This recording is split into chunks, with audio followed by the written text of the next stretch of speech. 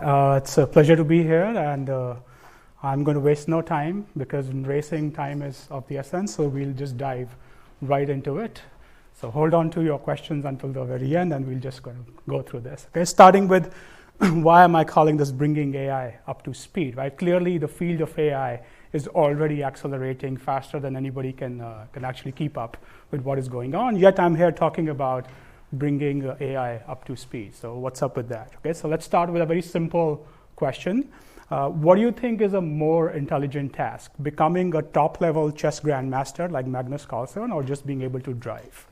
Now, obviously, there's no right or wrong answer here, but instinctively, it feels like chess should be the obvious answer, right? This game requires calculation and memory and pattern recognition, reasoning, anticipation.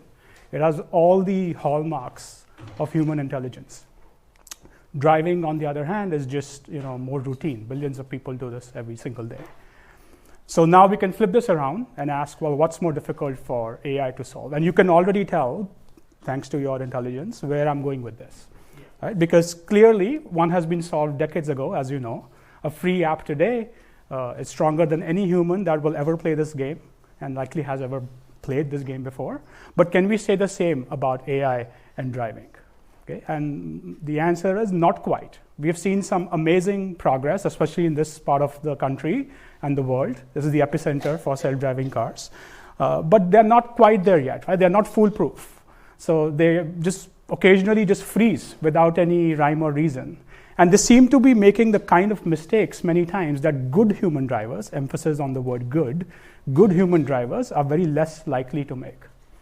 And even though we are getting these vehicles deployed across the country now, it's an interesting time to see how that will play out, because sometimes these mistakes, they can lead to quite severe and tragic consequences. And of course, I'm cherry picking some headlines from a few years ago, but this story has continued along these lines. For as much as we have seen the successes of self-driving cars, they routinely fail. There's been probes into Waymo vehicles not yielding to school buses the way human drivers yield to, and the bottom two headlines are just from yesterday, right? So there's, this problem is not going away. And it's also now not even a secret, but well-known, almost like a fact about self-driving, that they constantly require human babysitting. And so they are human teleoperators who are at least giving reasoning guidelines to these cars, if not actually sometimes overriding controls for these cars. So this is the state of the art today. It's everywhere, but still needs a lot of human blessings for it to work foolproof manner. On the other hand, I took a flight from the East Coast yesterday. I did what many of you would have done in my position. I just went to the airport and picked up a car. And this is a vehicle I have never driven before in my life, and I was pretty tired after a fairly long flight. But just like how we have all done something similar to this, you get into a vehicle, and within a few minutes of just acclimating yourself where the controls are, you're on your way. In my case, driving in a city, I usually don't drive in 101 and El Camino Real, all these places I don't typically drive in, but I'm able to do that even though I'm tired, and I'm the vehicle which I have never driven before in my life. So yes, humans are flawed, we make mistakes, we get distracted, we get tired, but we also forget how good we are sometimes at this task of generalizing. We take this ability for granted. So this brings us to the question, the dichotomy is obvious. So why is it that the higher intelligence task, or at least seemingly higher intelligence task, has been easily solved, but we are struggling with the mundane? And so as you already know, part of the answer is because systems like chess and games of this similar complexity, they are considered by computer scientists as fairly closed systems. Yes, their complexity is ginormous, but it is bounded by structure, by finite set of rules, by predictable outcomes. On the other hand, driving, as many of you know, is what is considered as an open system. And simply put, what that means is that anything can happen on the road. And so an autonomous vehicle must be able to deal with any kind of edge case or an uncertain, unexpected traffic situation that can arise during driving. And trust me, I grew up driving in India. I know a thing or two about unexpected driving scenarios. This is how driving looked like on the East Coast for the past week, by the way. Okay? So more formally, we have this problem of coverage complexity. Okay? Imagine this huge hyperdimensional space where some direction in this space captures all possible objects you could ever encounter on the road. Everything you can possibly imagine could be on the road tomorrow. Another direction in this huge space that we can't even enumerate is all the different environments in which these objects appear. And by environments, I mean more so than weather and visibility. It's also the different road geometry, different driving cultures, traffic signage. All the variations of that is environment to the vehicle. And so this is a huge space, impossible to describe adequately and then hence cover. But even if you somehow are able to detect elements of the space or where you are, especially with what's going on with foundation models and computer vision, the next axis is surely going to get you. The next axis is the set of all possible interactions of the various objects among themselves and with the environment over time. So it's unrolling over time. It's immensely complicated. I hope you can appreciate it, even though this diagram tries to simplify all of the pieces together. So we have no idea what this space looks like. Even though I'm drawing a box, we don't really know what the box looks like. We just know there is some box. And I posit that what is happening in the AV industry is that people are operating in micro pockets of this box, trying to cover as much as possible. And this is what is typically called the operational design domain for an autonomous vehicle, right? So this is the challenge, why autonomous driving is so hard. Because you could be anywhere in the box, and you still have to be safe. And many humans cannot do this as well, but good humans are very good at this task. So, of course, in the last 5 years, we have seen amazing progress, remarkable moonshot-level, groundbreaking progress in open systems, like language. Language is an open system or semi-open system, but more recently with computer vision, more so open than anything else that we know of. And many consider these as also, pillars of artificial intelligence. And so this is why you see that, the algorithms are getting better and better at more open tasks. They are passing Olympiads and bar-level reasoning exams. But to this audience, I think my next point is very easy to convey and convince. I think that this is part of the solution, but not the full solution, because the third pillar of AI is when these methods and algorithms, they have to step out of the matrix from this virtual world and get to the real world. And that's the challenge, as you guys know, is that of physical intelligence. Right? You need to know how to experience the cause and the effect of your own actions. I can close my eyes and balance myself and things like that you have to experience and build an understanding through experience. And that's kind of what physical AI tries to capture. So like many of you here and many of those who are watching, this is what motivates and excites me. And this is what kind of drives most of my work. But the proof is in the pudding. I'm reminded of this quote from Richard Feynman, that what I cannot create, I do not understand. And unfortunately, many of these vision models, they struggle at creating accurate physics of the real world. They can get better at it through more training and fine-tuning, but for the most part, they struggle with contact dynamics and causality and reasoning about grounding and what comes before and after, and just the embodiment of the human being itself. And again, this is maybe from a few years ago. A few years feels like decades when you are working with foundation models. So if you look at something more recent, it's getting even better, right? So this is from, I think, last fall or last summer. And these kind of videos went viral. I have muted the audio here, but they are completely AI generated. And the characters you see, they're actually discussing whether or not they think they are AI generated, which is both fascinating and worrying at the same time. So this is clearly very, very realistic. It's cinematographic, the lighting is perfect, their movements are well coordinated. And so it does seem, when you look at these kind of demos and videos, that attention is all you need. But pay attention to the background as well. Okay, in this video, you will see a cyclist just goes through vehicles in the middle of the road. Here, traffic is flowing in one direction, and all of a sudden, this bus just violates traffic laws. And this one is more subtle, but in the background, you will see pedestrians which just spawn in the middle of the road, which will never occur in the real world. So the foreground gets all the correct attention, but the hallucination is hidden from you in the background. So autonomous driving, in my opinion, is nothing but a great platform and a litmus test and a test bed for AI, physical AI. It has all the ingredients. You have multimodal sensors. You have the real-time aspect of it. The decisions have to be quick and fast. This is the open world problem that we spoke of. But more importantly, unlike ChatGPT, where if it hallucinates, you just prompt it to do better, for autonomous driving, the safety is non-negotiable. You have to get it right for the reasons we spoke of earlier. So for these reasons, in the last few years, my group at UVA has worked on trying to answer some of the hardest unanswered problems in the safety of autonomous driving, predicated by all this desire to advance physical intelligence. So in the remainder of my time, I'm going to speed through all of these. I will not go deep into any one in particular. I will give you a flavor for what the problem is, what our thinking has been, and move on and go jump from one problem to the other to give you like a holistic view of where the field is at. So let's start with the first problem, possibly one of the hardest ones. Okay? How do we even measure that an autonomous vehicle is safe? And many researchers and scholars have thought about this deeply enough. I'm not the first one by any means, but I'm here to tell you we don't have an answer, okay? Or at least an answer that everybody agrees upon.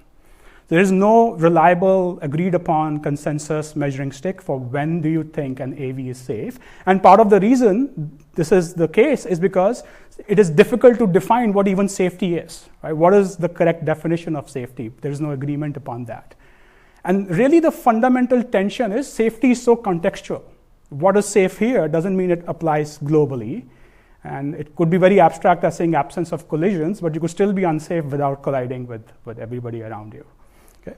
And so the question that we are interested in answering in this umbrella of AV safety is that in order to even begin to answer these hard questions empirically and objectively, we have to first answer a related but simpler question.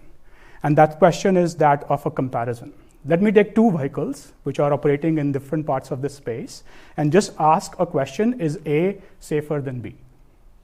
If I can start answering these comparative questions, then I have some shot at reasoning about safety at an empirical level, not just anecdotal level or case-by-case level. And so this has been the subject of a lot of our thought. And by the way, A and B doesn't have to be company A versus company B. It could just be a different version of the same company's software. We just want to know what is safer. And so as you can imagine, if we want to answer this question, we have to observe A and B do the same task. That would be the fairest way to examine, you did something else, you did something else, hundreds of people did something else. So where do you stand in terms of what people typically do in this task? So this was the motivation in this apples to apples problem where let's say you have a fictional company called Driftic, which has a lot of self-driving data. And I'm looking at a very well-chosen scenario called how do their cars navigate tunnels? Tunnels have weird lighting and shadows and reflections, so they are as good as any other scenario. But the point is, I'm interested in automatically mining the data sets of two different companies and look for similar scenarios automatically. I don't want any human effort to go through the, manually look at the labels and label each and every scenario. So if we zoom out at a high level, we want to define some structure to this large space of traffic situations. The structure needs to be such that you can import existing AV data and map it to some point in the space. And then you can have some measure of closeness to different points in this space. So let's say we consider A to be the gold standard of safety. We would like to see if B is very far away from A or close to A and things like that. And if you can define this measure and distance, you can do this question of searching for similar scenarios. So this is formally what this problem entails. Let me very quickly tell you what we've been up to in this without necessarily going too much into the detail. So one example of what this embedding could look like is that it's an interpretable embedding, where it's not just vectors, but these elements have meaning. And so scenario description languages are known to be one way of describing traffic situations. As a simple example, a scenario can be distilled into actors, agents, and the actions that the different actors are taking in the scene at any given point in time. And you can keep branching them out into sub-actors and sub-scenes and sub-actions as well. And there are many other scenario description languages like OpenScenario and Scenic. So that in itself is not the contribution. The contribution has been on how do we automatically extract this scenario description from sensor data. And so we tried what many of you think we tried, which is using Vivid-like transformers, which were given this dashboard data from autonomous vehicles. And we are trying to essentially automatically map what is happening in this sequence of images to SDL format, and then comparing similarity in SDL space or language space, so to speak. So we have a bunch of papers which talk about this. This is reasonably effective for simple scenarios, But as long as your scene doesn't have too many things going on, this is somewhat effective, so it can work for the tunnel example. But if your scenarios become too complicated or there are too many spatio-temporal things going on, this can struggle. Notice this is not about pixel level similarity. It's not that you're operating in daylight and going forward. It's more about comparing spatio-temporal traffic situations to one another. There is a downside to this, that if you are going in this vision route, you also have to almost resolve all of perception. This model has to understand the world. So inherently, its weights are also solving the perception problem for driving. That can become cumbersome, and part of the reason why this is brittle. So we also try to do this in trajectory space. So forget sensor data, let perception cook and give you whatever ground truth it can provide, reasonable accuracy. And so we can now talk about a similar problem, that a scenario is no longer raw data, but how agents move in a map over a period of time. And I want to know how the motions and the trajectories of agents are similar to one another, and that's my notion of similarity. So we have a paper on this called Trajectory to Action Pipeline, which does something similar in trajectory space. The benefit of being in trajectory space is you no longer have to solve perception again, and also that you can rely on some well-defined decades of research of geometric measures of trajectory similarity as well. It's very well understood space. I'll give you two random lines and ask you what is the distance between them, there are some very clever ways of coming up with reasonably good answers. And recently, we have also started looking at the ability of foundation models, in particular language models. So you can transcribe all of this data as just text description of where everybody was at what moment in time, as simple as that. At every moment in time, this is what is happening, and I'm feeding you the whole lot of text tokens that describe this. And then LLM is asked these prompts and is prompted to reason about the interactions, the critical objects. And there's been some other papers in this area as well, which have shown similar results. And we have also seen that this is reasonably effective at this task of similarity search, right? That was kind of the high level task. Remember, this is still far away from answering what is safer. This is kind of step 0 of answering how do I compare two things which are not operating necessarily in the same space. Okay, so I'll leave you with that uneasy feeling of not having the true answer, because that's what I do. This is research. We don't have answers for everything. Move on to the next related question. It's no longer just obvious that we want to measure safety. Ultimately, we want to improve safety. As we go back to our picture, that what you want to do is cover this space. And a reasonable way to cover this space is also in simulation. You don't have to just rely on real world experience. You can simulate experiences to cover the space. And obviously, as many of you may already know, that we want to not just generate any scenario. The question in simulation is, what are you going to simulate? Where do you get the most bang for your buck? By simulating and exploiting this capability of simulation. So a popular idea is you would want to simulate situations where the autonomous vehicle will fail or where it will crash, because that's really where you're learning the most about your failures. Yeah, we want to see your ego vehicle crash in a simulator before it crashes on the road. And so this is the problem. How do you synthesize scenarios where the AV will crash? But of course, we want to synthesize them automatically. We don't want to do them by hand. And so this has been the basis of another line of related research to the first one. I'm going to talk about one methodology. We are exploring more than one, but this is the one I chose to present today. This one is called CRASH. And so what this does is you have any autonomous driving simulator of your choice. The first thing that will do is any result you will get is subject to how realistic this simulator was.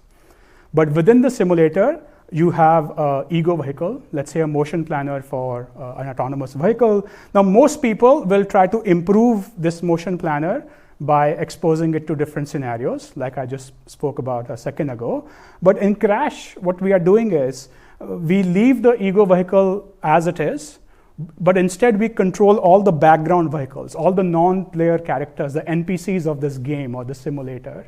And the NPCs, they get incentivized to try and cause a crash with the ego vehicle. So it's reinforcement learning, but being used in an adversarial manner, where the ego is doing what it does, it decides how to drive, but the NPCs are acting independently, or in some cases, they can collude together to try to force a crash with the ego agent. That's why the methodology is also called crash. And so if you can demonstrate that you have crashed with the ego vehicle, this is an instance of automatic falsification.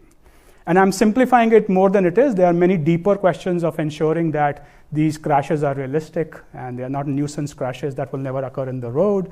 But ultimately, this is the ethos of the principle, that you want to automatically falsify any motion planner. And so let's say you continue to falsify and experience thousands of such crashes in simulation, then you can go back and improve the safety of your ego vehicle in the kind of the forward simulation like you would typically do, but now you have a library of situations where you previously crashed in. And so there is no statistical hard guarantee here. It's not a theoretical method where we are giving a guarantee of improvement. But if you keep repeating this, hardening and falsification, it turns out that you, first of all, get better at discovering NPCs, which are smarter, and also over a period of time, the ego gets more and more robust to kind of lower level NPCs. Okay, so that's the idea behind crash. And we've shown some very interesting results, even though we started with very toy simulators. In the top simulation, the adversary learns that it has to speed up and cause a rear end. It's not an interesting crash, rear end. What could I do if somebody rear ends me? It's not really my fault, which is also what you will find in all of the California DMV crash reports. But on the bottom, you see that for the same scenario now, the ego has learned that in order for this crazy NPC who's trying to collide with me, the best thing to do is just speed up and not let them catch with me. So this is just a surface level to give you a glimpse of what crash is able to do. We have obviously explored more deeper algorithms. It's a very rich problem in multi-agent reinforcement learning, and our paper from AAAI goes a little bit deeper into what were the models explored and what was this tournament where you repeatedly train agents. So it's like chess. One agent becomes stronger, it competes with a stronger agent. So you can do all sort of very interesting stuff in this space. And currently we are working on advancing this simple simulation to richer geometries. And there's a very interesting results from in-context reinforcement learning that my student is exploring, where you don't have to necessarily experience everything in order for you to generalize to an unseen environment. And the second kind of line of query is we want to cause collision-specific crashes. So I want to train an adversary to specifically cause a T-bone or a side swipe or a particular type of collision, and not just any collision that is feasible. And I think both of them are interesting areas. I'd love to collaborate and work with more people. All right, let me catch my breath and we dive back in. Okay, the last piece, in order to set this up, we actually have to roll the clock back to more than a century ago, when the first automobile was invented. And at the time, many of you may not know, but there was huge skepticism in the public's mind because of this new unfamiliar technology. After all, we were transitioning from horse-driven carriages to horseless carriages, more than 100 years ago. And so at the time, in order to build the trust of the public into this new technology, motorsport racing really began as a means of demonstrating the ability of this new technology. It grew into marketing and sports and entertainment and all of that, but fundamentally it became the incubator for demonstrating performance and safety. Right? People are skeptical. Is this engine going to blow up in my face? Or what is the steering wheel that you speak of? So through racing, they could gather confidence that, there is endurance here, there is safety here, there's agility in this new technology, and it is safer overall because it can operate in this chaos of 30 cars, and they seem to be handling their own, and the cars are responsive and stable. So when I was starting my lab at UVA, I was reminded of this, that if we fast forward to what is happening today, I would hypothesize that we are witnessing another transformation, right? This time it's from driver-driven carriages to driverless carriages. And so similar questions of safety have resurfaced.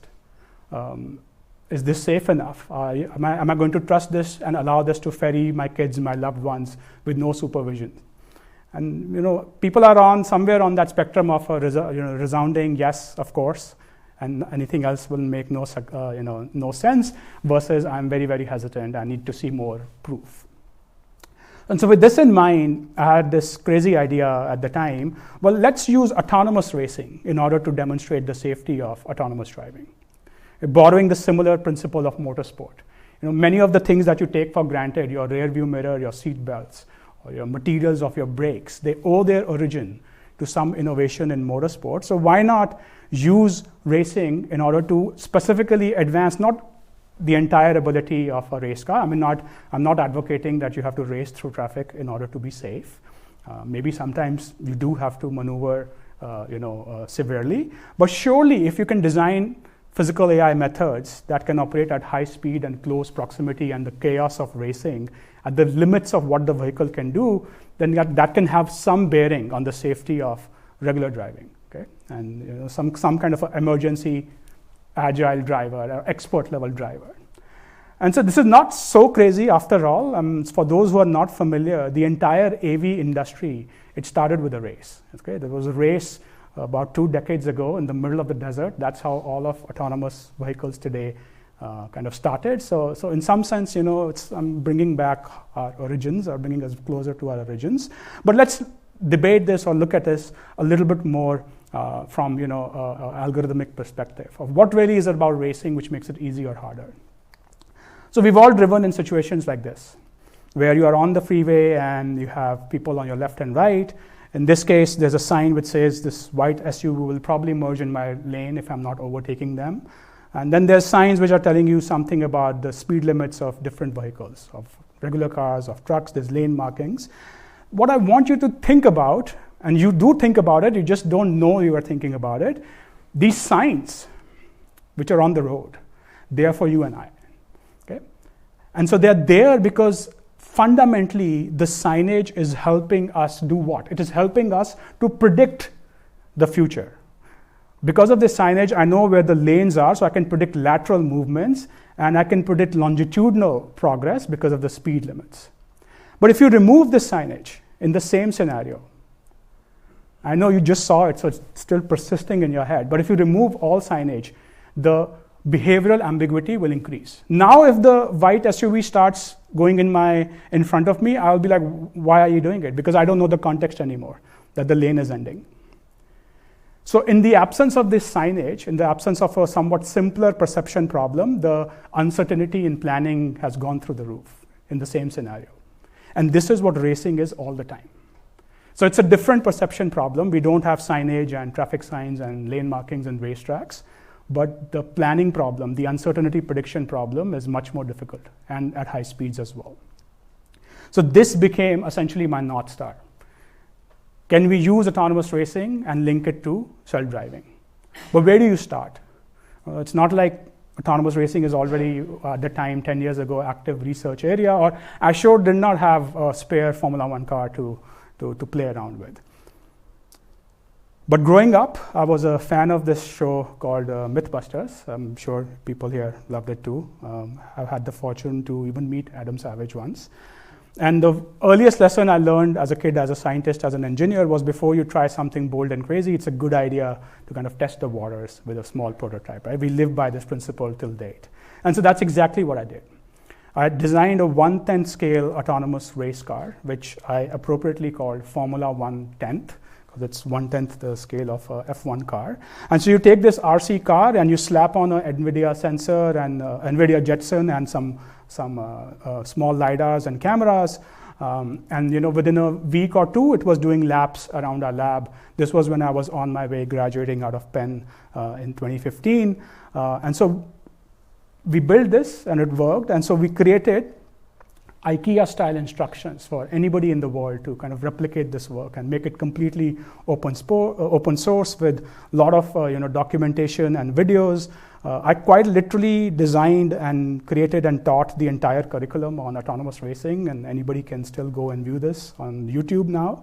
It's behind zero paywall, so just go and take a look at this. It'll tell you everything to go from zero to speed. And sure enough, researchers from all over the world in their labs, they started building these F1/10 vehicles because it was actually fulfilling a research need. Not everyone had access to a full-scale AV at the time, and you could do experiments quick and easily and test your ideas and write papers about new algorithms and compare against different methods in the real world.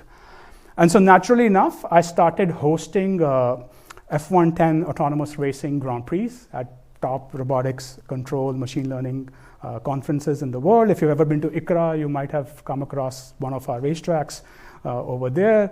And so sure enough, hundreds of teams from all over the world have participated in our races. We continue to have them. I think we've had close to 30 races by this point. And now every year we have multiple races. It's not just one race.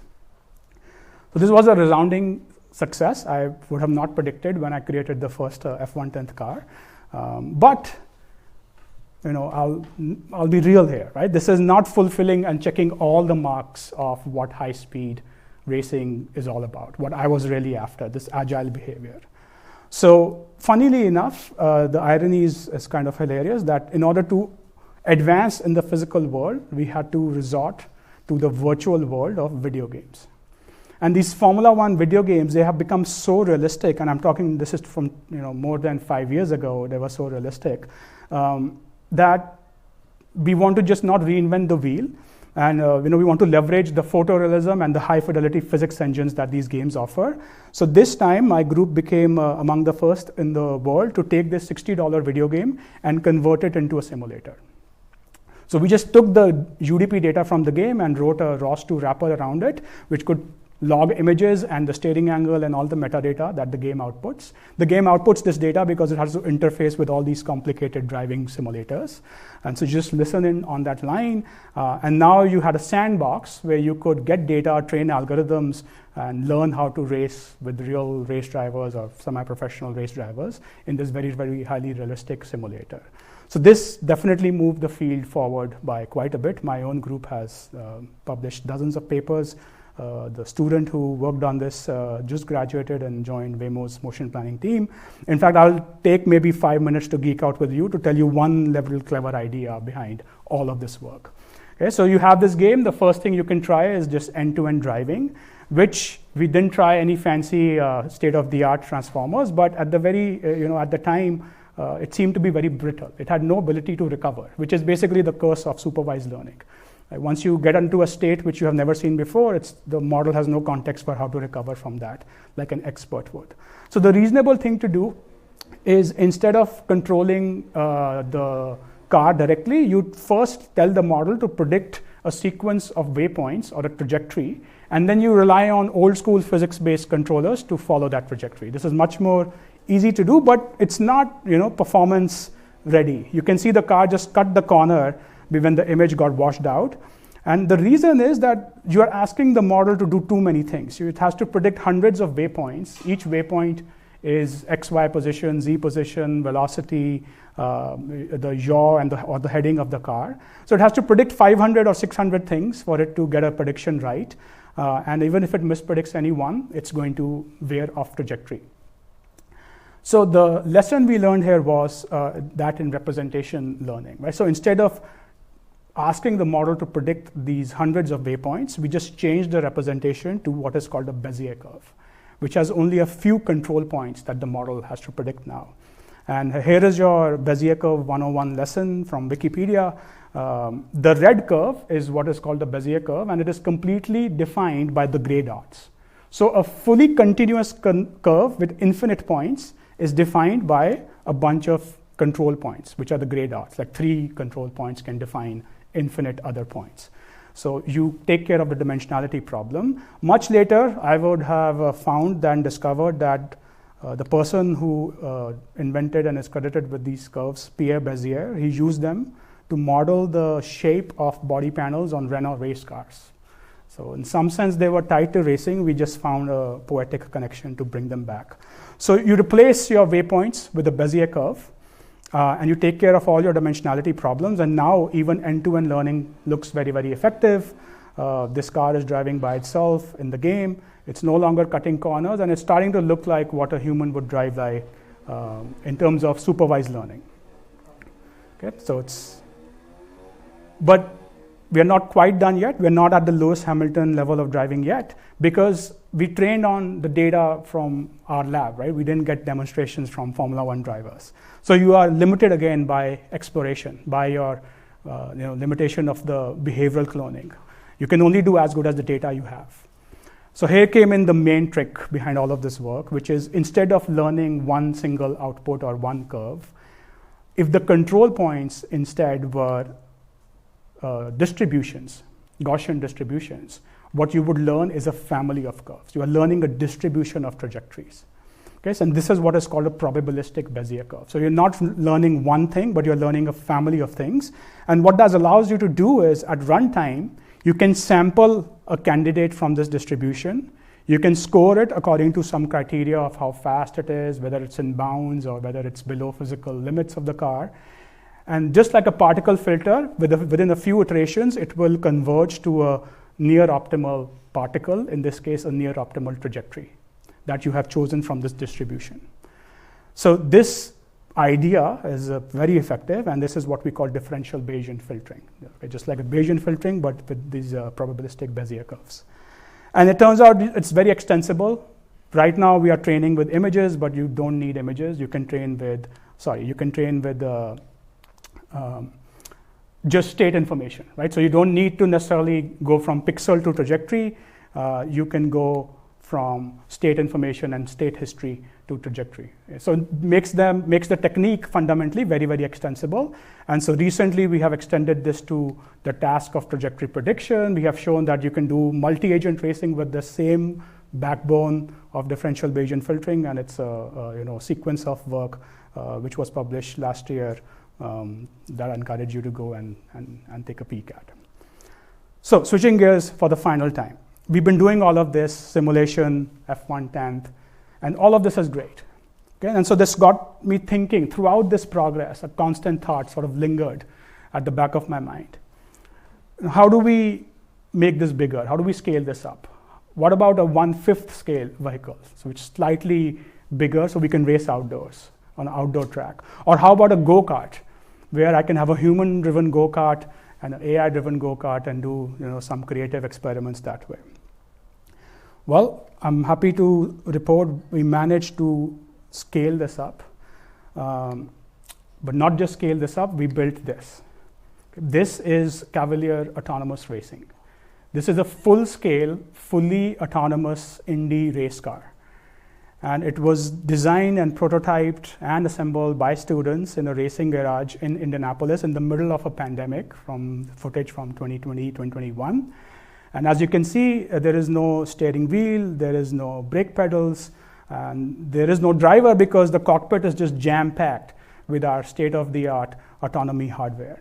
Okay, and this car has 3 solid-state LiDARs, it has multiple radars, 6 cameras. This is a gasoline-powered race vehicle. It uses the same Delara chassis that is used in Indy Light, which is now rebranded as Indy Next series. So this is the real deal, right? And after essentially a decade of working with small-scale prototypes, it was finally time to figure out whether all of this work will stand on its own on the real track. So we created 10 clones of these vehicles, and this became part of a challenge called the Indy Autonomous Challenge globally, where 9 university teams at the time were tasked with racing these cars, at least at the very beginning, one at a time. But there are no shortcuts, so we assemble and design the car. This time we have to write the entire stack from scratch. So all of perception, state estimation, mapping, planning, control, everything I spoke about in parts, it has to be brought together, and you have to write every single line of code by yourselves. Here's a little fun trivia or a humble brag for you. I'm the first person in the world to drive the first autonomous Indy race car with an Xbox controller. Okay, this is one of our earliest tests. In a parking lot,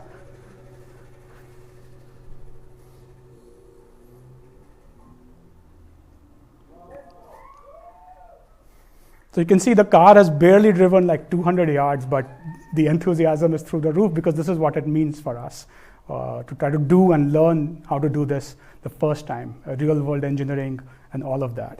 So we make our way to Indianapolis Motor Speedway in 2021 fall. Most autonomous vehicles today on a good sunny day like what you have out here will drive at the posted speed limit. But here you have this autonomous race car. It's exiting the pit lane and warming up its tires at 100 miles per hour off the rip, right? I want to emphasize this is fully autonomous. We are not sending any control commands. We are actually prohibited from interacting with the car. There is a race control, which has a big red button in case something goes wrong, but the car is figuring out where it is, what race line it has to take, when to slow down, when to turn. It can even exhibit some very elementary obstacle avoidance at freeway speeds. And when it is all said and done, it will automatically pit in and park itself in front of our pit box, completely hands off. So it's not level 4 because this is restricted to this racetrack, but it's as close as you can get to it. And I know what many of you are thinking. Don't hold it against you that this is impressive and everything, but how difficult is this? It's just like one car on the track. Surely this cannot be that difficult. It is very, very difficult, okay? Because there's so many things that can go wrong. In fact, on this day, less than half the teams were able to even finish all the laps. Because you can lose sight of where you are on the track, and the speed is not helping, right? You have to make quick decisions at these high speeds, so you don't have the luxury of sitting back and figuring it out, and your controller has to be very stable, your safety logic has to be foolproof. So on that evening in 2021, my team emerged as the fastest American team in the competition. We didn't win the entire thing. A team from Germany won the entire competition. I think their speed was like 138. So those 12 miles per hour still haunt me to this day, but I think I'll take a good showing and a good reliable showing for our first race. So this gave us confidence.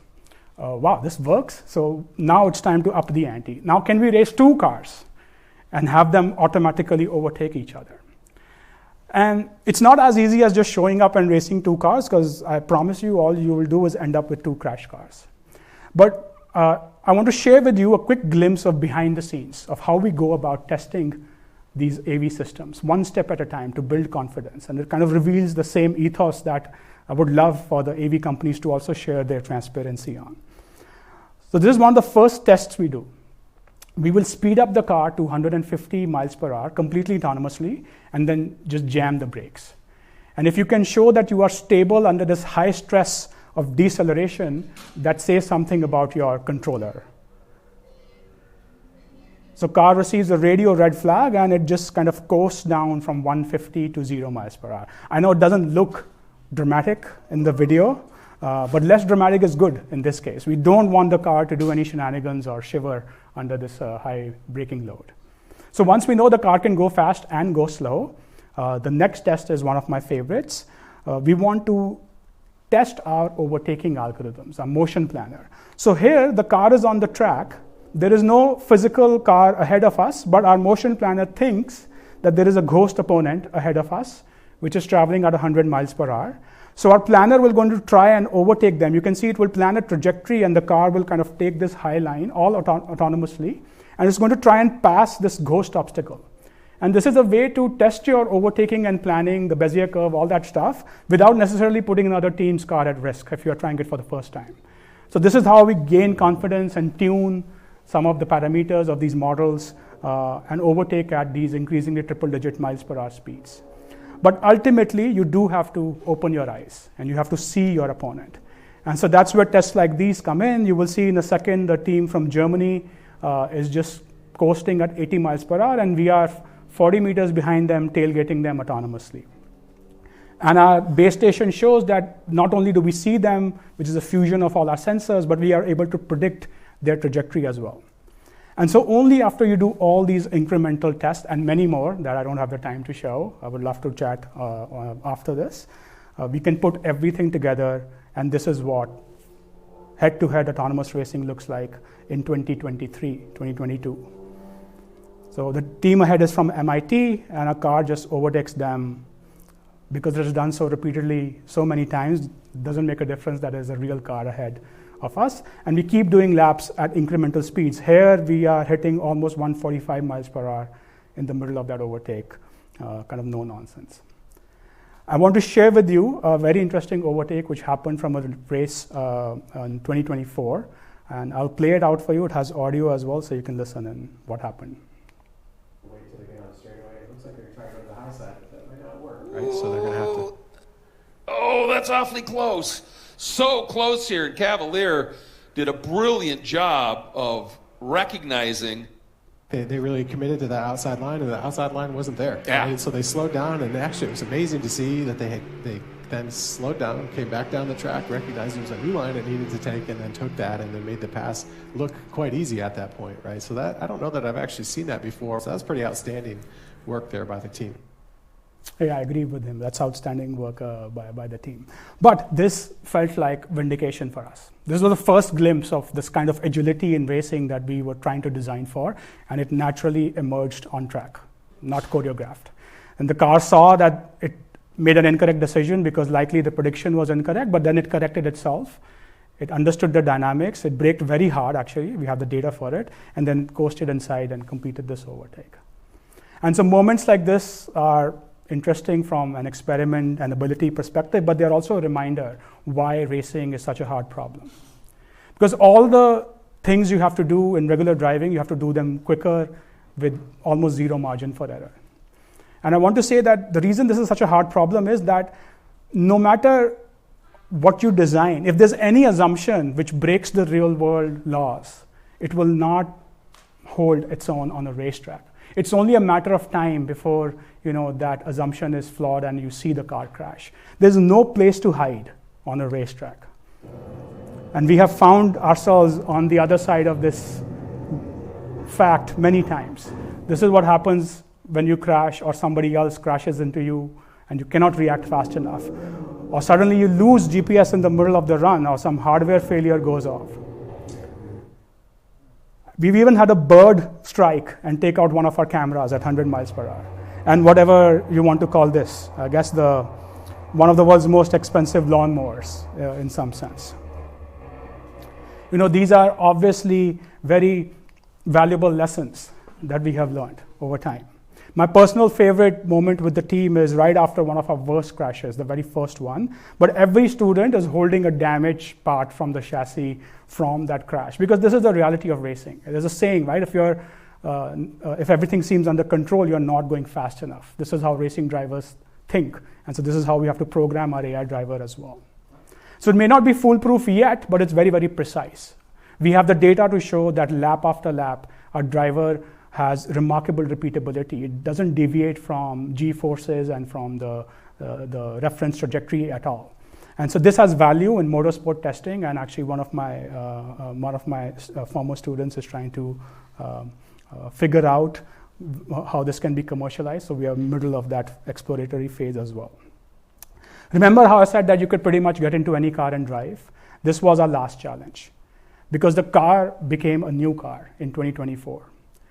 It had a new perception, a new computer, and a new drive-by-wire system. So it's pretty much a new chassis or a new car at this point. And now the question was, can this physical intelligence you have built adapt to this new embodiment? Well, no question about physical intelligence can be complete, without physics. And so this is kind of one of the takeaways from this gathering today, that learning accurate physics is very, very difficult. This is why physical AI has to focus on the physics itself, not just data. At the end of the day, it doesn't matter if there's a human driver behind the wheel or an AI driver. It's what my boy Newton has said is always going to be true. The car moves forward because of the way the tires make the contact with the tarmac. And so we've done a lot of research on how you can augment existing methods, which learning-enabled models, because it's very difficult to learn these models accurately. So we want to utilize data, but we want to make them as accurate as possible in the physics of tire dynamics in this case. And so you can jokingly or quite literally say this research is about where the rubber meets the road, and that's very true for us. And so what took us 3 years had to be replicated in 3 weeks. And so we have tested for over 500 miles across this 3 weeks and across 3 different tracks, which is equivalent of running an entire Indy 500 by ourselves. Of course, we rely a lot on simulation as well, because track time is super expensive for the team and just to organize logistically. And so we have ran through a variety of different simulators, each with their own merits. We've even developed our own simulators, which are going to be open sourced very soon. And they can simulate lap times, and they can help with the racing strategy in head-to-head. So we did all of this because we returned to Indianapolis Motor Speedway in the fall of 2024 for one more shot at glory. And this time, there were 10 other teams from all over the world, and 6 teams go out ahead of us. You can already see the bar is much higher than 2021. We are seeing speeds in the 163, 164 miles per hour. And just before it was our turn to go to the track, as fate would have it, it started raining. And you don't need to be a Formula One fan or a race driver to know that race cars and water, they don't really mix well. And we are not a real racing team in the sense we don't have special rain tires or dry tires. We just have tires. Okay, so all we could do is wait for 2 hours for the marshals to try to clear the pools of water that may have been on the track. And so they take that time, and after 2 hours, the team from Germany, they go out, the previous winners of IAC. And as they're pushing their car in the middle of the turn, they spin out, right? So just like that, one little mistake, and they pretty much lose their car at 166 miles per hour. So you have just seen it has rained.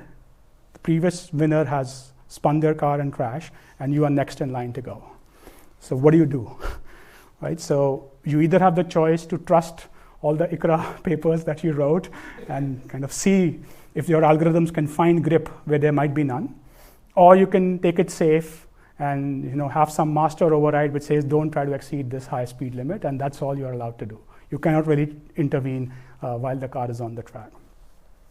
So, well, we sent it. All right, let's see. They didn't need a lot.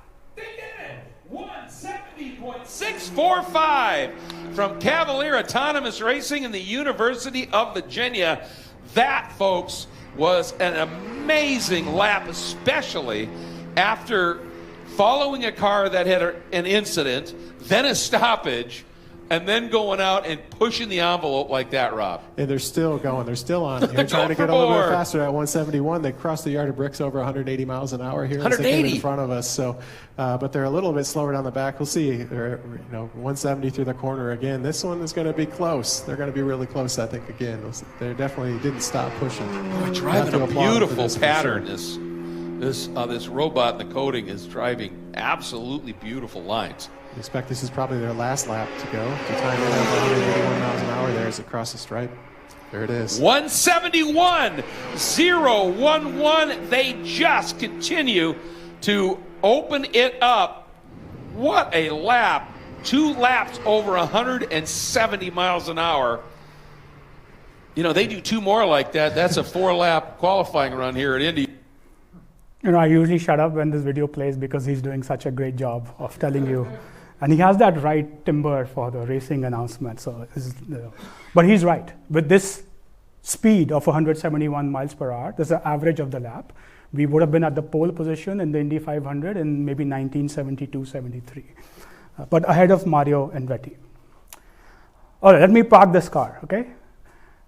In that lap that you just saw, in the last time we crossed the yard of bricks, our AI driver is demanding 100% throttle in the middle of this track, wet track. This is exactly what the best human drivers would have done in this car. So my team became the first American team to win the Indy Autonomous Challenge in its history. And not only would we set up multiple lap records because of this immense pace, we set up a world record for the fastest autonomous speed on a racetrack, because when we crossed the yard of bricks, we were traveling at 184 miles per hour. And so I will never forget this moment from later that afternoon where we were invited to kind of kiss the yard of bricks. This is a tradition which is reserved for winners at Indianapolis. I have a feeling there's not very many computer scientists who have gotten the chance to do so. Speaking of my amazing crew, I would like to give a shout out to all of them. I have had the good fortune to lead and mentor more than 50 researchers, predominantly undergraduate, believe it or not, as part of the Cavalier Autonomous Racing team. And we organize ourselves like any self-driving car company. We have perception, planning, control, simulation, safety teams. And most of our time is spent not inside a conference room, although there's a lot of that too, but actually in the garage, in the racing track, where we go and we treat the track as our research lab, essentially, and we drag the car to the pit lane, we set up a tent, we tether to it. And so the students here, they are learning real-world experience of building a real engineering system as well, besides all the research. And they're learning all the soft skills as well as they interact with their teammates and resolve issues and all of that. So I'm actually more proud of the bottom half of this slide. They are getting recruited by all the usual suspects that you can imagine. So that's a good sign and a testament to the success of this program. So let me close with what's next for us. We have mastered the ovals in the previous 3 years, but we haven't stopped. We haven't stopped pushing the limits of what this technology can do and where we want to be. We really want to set our eyes on the human level, expert level performance. And so earlier last year, we found ourselves testing at a very special venue. I'm a huge space nerd as well, so we were testing at the Space Shuttle runway in the NASA. It's one of the longest stretches of flat tarmac you can get in the continent of North America. So the great place to push the car to its absolute limits. And not only did we do that, we did a demonstration in pitch black darkness with no lights on the runway. A human driver would think twice before doing what this car is doing, but it just goes to show that this technology can work beyond the limits of what is possible. Other than that, we are switching gears to road courses, which are a different challenge than ovals, as you can imagine. So last summer, we tested our car at Laguna Seca, which is near Monterey. It's a very technical track, right? If you were to transition to road courses, there are simpler tracks to pick. This is one of the most technical road courses in US. It has the famous corkscrew turn where you have to go downhill and turn very aggressively. And so this is not just twisty and windy, it is also very up and down. So there's a lot of elevation changes. But there is, again, deep research underneath the hood, right? So this time we are mapping the entire track using SLAM. And SLAM at these speeds itself is an interesting challenge because the car is traveling so fast that the localization from SLAM has to keep up. And you might be wondering, why are we kind of reverting to these old classical methods? Because on this track, there are regions where you don't have reliable GPS. So you can see the car is going to go underneath some walkway pedestrian bridges and things like that. And the GPS signal would just drop out. But if you're a race car, this means the difference between crashing and being on track. So you cannot risk it. So you need redundancy in terms of any kind of anticipatory failure that you can have it. So this year, we'll probably have our first head-to-head race on a road course. So whether it's single car racing or head-to-head racing, these are all important milestones, and they're fun as well as very, very hard. But I'll be the first to admit that this is just getting started. We're not even close to what human drivers can do. This is what Formula One drivers do week in, week out, every single year. You can see a driver, Kimi Räikkönen in this case, fighting his way from the back of the grid. And just think about it for a second. There is this chaos happening all around you. You have to push your robot, or in this case, the vehicle, at its absolute limits. Tires can get locked, you can make contact, but they somehow have developed the mental model, the physical intelligence, in order to do this so reliably and safely. Not always, but for the most part. This is what we want to unlock. This is missing. These are the best drivers in the world. But we are trying. In January of last year, for the first time, we tried racing 4 cars at the same time. And everybody was super anxious. I think my heart rate is probably faster than the speed of the car when this was happening on track. And it doesn't look as chaotic as the human experiment, but this is the future of where autonomous racing is headed, and I'm all for it. I began this talk with posing a question about chess and grandmasters, so let me end this with one last question. Who would you trust behind the wheels of a self-driving car? You want a driver who has been trained with the average skill of the American driver? Or you want a driver who has the skill to match, possibly surpass that of the best drivers, of the expert level drivers? So this is my goal. I want to build the grandmasters of artificial general driving intelligence. Just start with driving, because that's where we have the most experience before we talk about becoming grandmasters everywhere else. Because ultimately, this is what will bring AI up to speed, in my opinion, but in the physical world. Okay, that's my time. Thank you for sticking around, and I'll love to take questions if we have time. And I'll also stick around for fielding more questions. Thank you.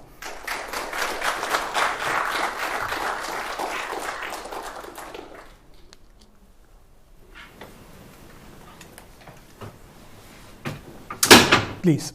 In your racing example there, why is the track time and track speed increasing in the way it is? Is it the controller uses the core, or is it predicting the tire temperature? What's going on? Yeah, so the controller is aware about the only kind of supervision the controller has is not to exceed a particular slip angle for the wheels of the car, which it's estimating in real time. And so it's also monitoring the tire temperatures as you race in the early laps. The tire get warm, and they operate in a very a narrow envelope of performance, even though the track is pretty cold. And so that's what's directing all of this. We don't want the car to exceed what we think is the limit. We don't know the limit. We have some idea because of our previous spin data, but that's about it. And so it's optimizing for how fast it will go based on how much race strategy is left, how many more laps are left. It's actually a timer. We have 7 minutes to do as many laps as we can. And so it's optimizing for that. What many people don't know is, I'm happy to share this, when it made the record 171 average speed, our internal model thought that it's going to be 174 or 175. And we were actually surprised. Even though we won and everything, internally we were like, wait, this is supposed to be 4 miles per hour higher than this. And later it would be revealed that it was so windy that day that our entire aero models were very off. And therefore our simulation and the model understanding was actually not accurate. So we did have some luck to play part with that performance. Yeah. Please. So what is the top speed of the car? This car is an Indy Lights car. The regular Indy Lights can go up to 204, 205, but this one is been given a little kiddie engine for us engineers. No, the real reason is the engine was modified to reduce vibrations because we have so many sensors that if they vibrate, we won't be able to go at all. So there is no real benchmark of a human driving this car because they can't really sit inside, but many estimate this to be maybe 196, 197. Yeah. And what about EV? EV was not, it's firstly, it's so bottom heavy that it's actually more unforgiving to race. If you've seen Formula E races, they spin out all the time because the weight is just firstly so much, and also it's like an order of magnitude heavy than this car. And then originally the competition, the spirit was we will run 20 laps.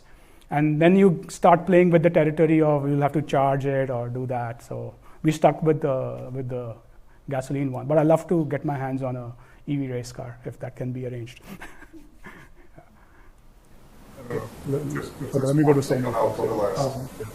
Jacob Muller, I have a question regarding the multi-agent aspect that you did. So is there any, I'm curious how these multi-agent racing happens. Are they sort of open loop in the sense that when you predict, so you said you showed the window where you're predicting the other agent trajectory. Correct.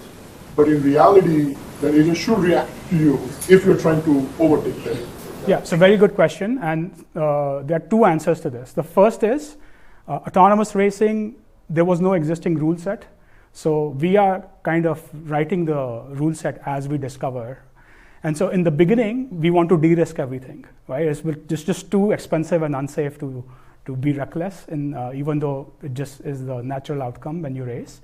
And so many of the initial rule sets are prioritizing conservative safety things, like leave this much envelope, don't switch lines, and things like that.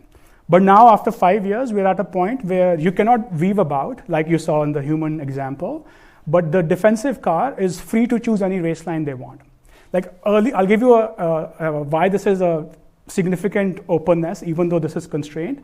In the earlier races, you had to stick to either being on the inside or the outside, which is itself simplifying for the motion planning, but now that's no longer needed. You can do what a race driver does, it's just that you cannot actively block an overtake attempt. So they were sticking to their race line. It's on us whether we should go for that narrow, thread the needle kind of overtake or not. And that's where the motion planning and the prediction challenges are.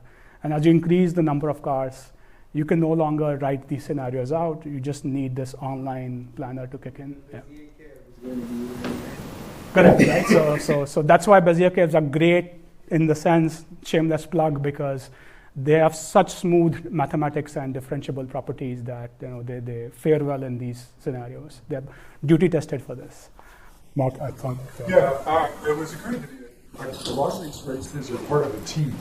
Yes. So team strategy becomes maybe even more important than individual car strategy, but which makes the problem more interesting. But also, you could have a big advantage, which is that you now have multiple agents that can communicate with each other, and if one's in a GPS-denied area under a bridge, the others aren't. And this seems very realistic for the future of driving generally, that ultimately this should be like ants or termites or something. Your instinct is right on the money. In this racing, we don't have a partner that we are teaming with, but in simulation and in the research, there's definitely a game theoretic aspect to all of how this plays out. And many a times, people try to, like, racing is fundamentally a game with partial information. I don't know what the other driver is trying to do, but I know that the goal is. But you see, you have a big advantage over like human bicycle racers or team drivers, which is that they can communicate electromagnetically to each other. That's true. In the way humans cannot. That's true. So typically a driver would relay stuff to the pit lane and they will communicate back.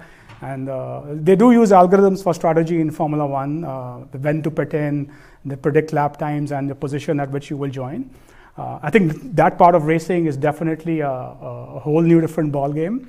What role AI has to play in optimizing racing strategy. But I do co-sign the ethos of your question that precise, well-engineered autonomous race car can give a professional racing driver pretty good competition, if not beat them. That's low-key what I'm trying to do. I think in the next 5 years or 3 to 5 years, we want to be at a stage where we can challenge the professional drivers with a new well-engineered car. 3 cars. There's me, and then there's 2 autonomous helpers. Yeah, and this is kind of what is happening in the crash work which I bypassed. When we are trying to make the NPC agents collide with the ego vehicle, sometimes they can collude with each other to force this corridor problem. Let me go there first. I was just curious if you've done any sort of training with real professional driving data. Is it just getting that data tough, or? So not for the real car, simply because there is no. We do have professional trajectory data but trajectories are kind of open knowledge. But interestingly enough, because of this game that we converted into a simulator, people don't know this again. I'm revealing a lot of firsts, I guess, as this is recorded. But we used to join online lobbies, and there were these esport players who were really good. They were competing with the Formula One game, and we were just kind of bagging their data and training our models on their data. So there is some element of expert driving, but that would definitely be the way to explore more. There is very little expert demonstrations in what I've shown you this afternoon. Yes, please. 2 questions. So first one is about the computer vision part of it. So using LiDAR to essentially take the images. Yeah. So what model are you using?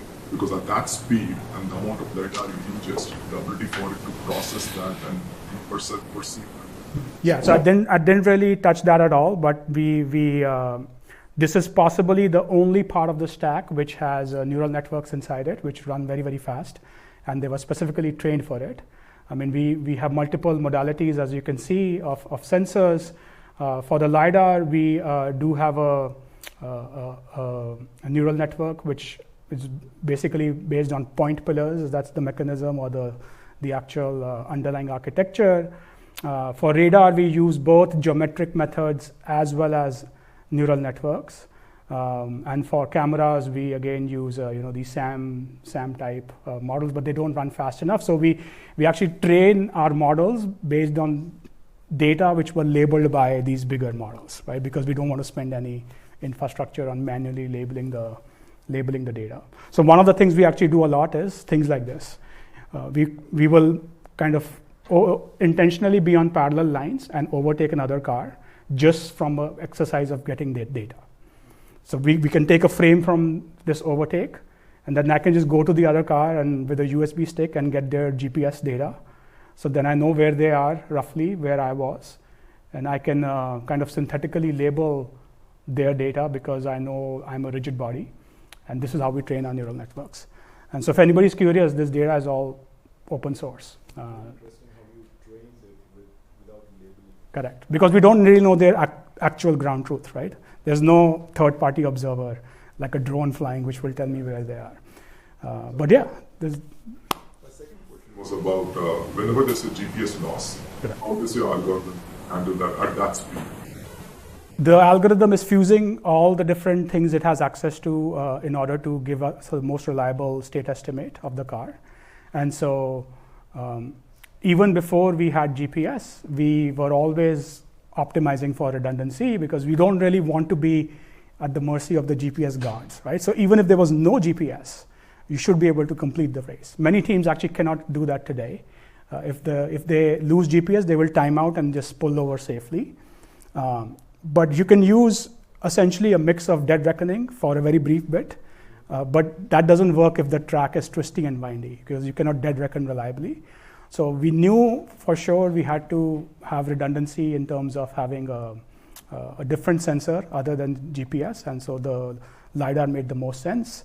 But we had to really work and collaborate with even a startup to tune the SLAM algorithm because off-the-shelf SLAM doesn't translate well to these speeds, both for how fast the algorithm runs and also the performance that it gives in terms of latency.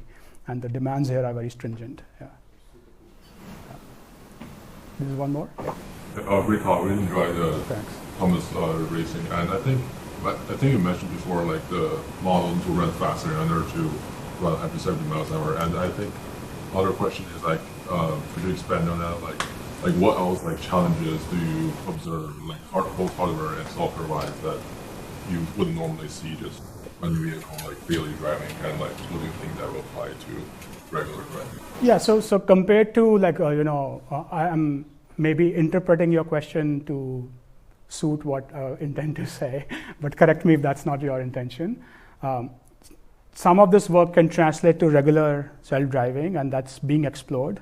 I think the control part and the planning part is the most ready to kind of transfer to a Waymo or a Tesla or any self-driving company. Perception is totally different here, as I also acknowledged, so that doesn't translate well. Also, I think what is happening currently in the space of foundation models with perception and their ability to reason through rich, dense, complex situations, that's completely missing from this problem. So the challenges here are more centered on this multi-agent planning, which is still largely unsolved because it is unstructured. Structured multi-agent planning happens when you see robotaxis, but unstructured planning where people can be out and about like the humans are doing, that is still quite a challenge for autonomous agents. And this problem definitely brings forth the key idea, you mentioned engineering, that no model, how good, will be able to survive the rigor that you need to engineer a real system to operate right in the wild. And so we've learned our lessons quite literally in a very expensive manner, right? We over-trusted a system, or we didn't do our due diligence in terms of thinking through the hardware fail-safes of the engineering choices we make. So that's the reason why among the many teams I have, perception, planning, control, simulation, there is a safety integration team. There's a team which looks at every single thing. It thinks through, if this ROS node fails, what will the car do? If this data is out of bound, what will the car do? And so fault tolerance is baked into the software. And the one-line answer is, the reason we even send our car to the track to begin with is we have the confidence that if something goes wrong, the car will automatically slow down. And it's now just a game of, did we think through everything, or does the real world have some surprise for us every single time? Yeah.